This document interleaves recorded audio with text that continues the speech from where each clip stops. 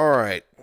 So I was getting curious about how to get the LODs working in Neos, and after looking over some documentation for Unity, I've managed to figure it out. So let's go to my point of view. Zoom in a little bit. So I currently have this LOD set up right here. Let me go into fly mode. Give you some of this. Currently, this thing has 3 models set up in its levels of detail.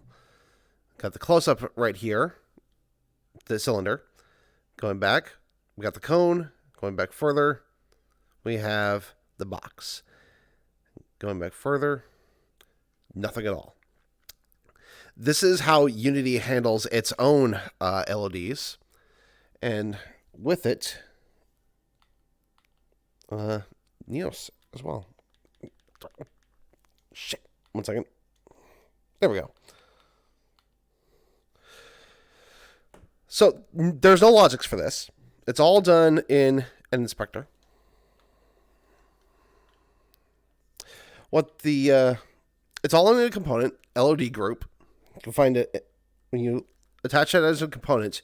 You'll find it under rendering, and then right here near the bottom. And to set it up, what you want to do is you want to add an LOD at the very bottom here. Now it's ordered. This works. I'm not sure how to get the fade transition width working properly, but the main driver that dictates whether or not the LOD will transition or not is the top value, which is screen relative transition height. This is a percentage from 0% to 100% of the screen that influences when to trigger the level of detail. So right here, I have the cylinder set to 26%.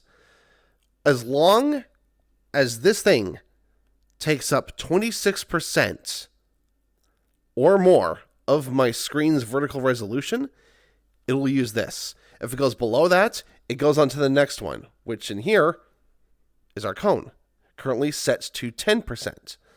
After that, it's our box, set to 3%. But if it goes less than 3% of the screen space, the object is cold. To set up which ones you want the mesh renderer of the applicable object. So I currently have parented in here the cone and the box LODs to my cylinder, which I have renamed LOD task for this. It is this mesh renderer that you want to grab. So when you grab it, take that and you stick it into the renderer list. You do this for every single object. So you can have each one have its own material. It can be a completely different object. It doesn't have to share any vertices or geometric data. It just has to have a mesh renderer and you're set.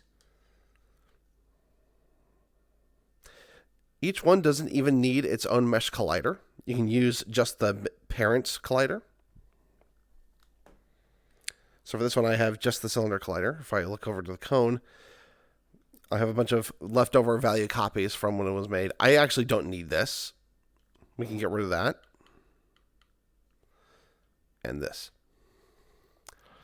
All you need is the mesh renderer and have at least something in the materials, as usual.